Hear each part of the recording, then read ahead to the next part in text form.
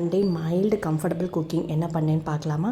நீங்கள் நான் வெஜிடேரியன், நான் பியூர் நான் வெஜிடேரியனாக இருந்தால் பாருங்கள், வெஜிடேரியனாக இருந்தால் பார்க்காதீங்க. ஏன்னா நான் இன்றைக்கி ப்ரெட் ஆம்லெட்டோ இல்லை ஆம்லெட் வித் டீயோ பண்ணல. இன்றைக்கி எக் வேணான்னு சொல்லிட்டாங்க. ஸோ அப்பையும் நான் விடலை, இன்னமும் சிம்பிளாக தான் பண்ணணும்னு முடிவெடுத்துட்டேன்.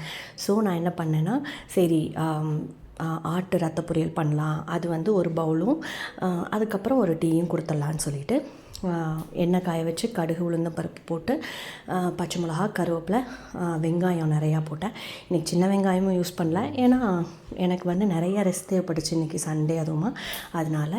ஸோ நிறைய வெங்காயம் நறுக்கி வச்சுருந்தேன். அதை போட்டு அப்புறம் ரத்த பொரியல் கழுவிட்டு இதை போட்டு கிண்டியாச்சு. இது போட்டு ஒரு 3 மினிட்ஸ் இல்லை 3.5 மினிட்ஸில் எடுத்துடணும்.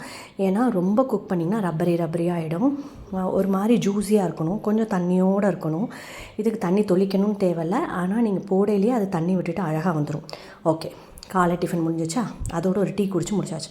மத்தியானம் சிம்பிளாகவும் இருக்கணும், சூப்பராகவும் இருக்கணும் அப்படின்னு ஃபிக்ஸ் பண்ணிட்டேன் மைண்டில். அதனால் கருவாடு சுடு தண்ணியில் நல்லா கழுவிட்டு அதில் மிளகாத்தூள், அதாவது குழம்பு மிளகாத்தூள், வெங்காயம், பூண்டு ஈஸியாக உரிக்கிறது எப்படின்னு சொல்லியிருக்கேன். நச்சுட்டு உரிச்சிங்கன்னா ஈஸியாக வந்துடும். அதையும் போட்டு கருவேப்பிலையும் போட்டு ஊற வச்சாச்சு. இந்த சைடு மேரினேட் பண்ணி வச்சுட்டேன். அது ஏன் வெங்காயம் கருவேப்பிலெல்லாம் பச்சையாக போட்டேன்றதை நான் சொல்கிறேன். இந்த சைடு குழைய தயிர் சாதம் ரெடி பண்ணியாச்சு, தாளித்த தயிர் சாதம்.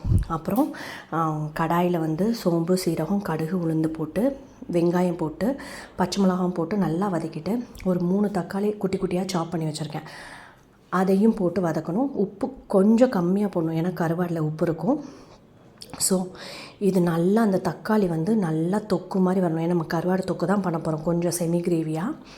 இப்போது நம்ம மேரினேட் பண்ணி வச்சுருக்கோம்ல, அதை தூக்கி அதில் போட்டு விட்டுட்டிங்கன்னு வைங்களேன், செம்மையாக தொக்கு சூப்பராக ரெடி ஆகிடும். நான் ஏன் அந்த பச்சை வெங்காயமும் பூண்டும் அந்த மேரினேட் பண்ணதில் போட்டேன்னா, இப்போ நம்ம மேரினேட் பண்ணதில் போட்டது மட்டும் நம்ம சாப்பிடையில அந்த தொக்கில் நறுக்குன்னு ஒரு மாதிரி க்ரன்ச்சியாக இருக்கும்.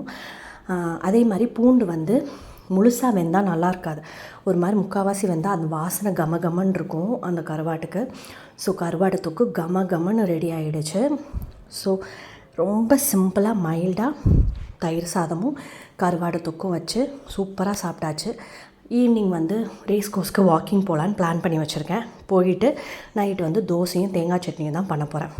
பாருங்கள், அப்படியே மசிஞ்ச தயிர் சாதமும் கருவாடும் வச்சு சாப்பிடல அல்டிமேட்டாக இருக்கல, நாக்கு ஊறுதில்ல. எல்லாம் அவசரமாக செஞ்சுட்டு நான் ரெஸ்ட் எடுத்தது எதுக்குன்னா, மிடில் கிளாஸும் ஜீ தமிழில் OTTயில் ரிலீஸ் ஆகிருக்கு. இந்த படம் ரிலாக்ஸாக உட்காந்து பார்த்து இந்த சண்டே ரொம்ப ரிலாக்ஸாக ஸ்பெண்ட் பண்ணேன். இதான் என்னோடய சண்டே மைல்டு குக்கிங்.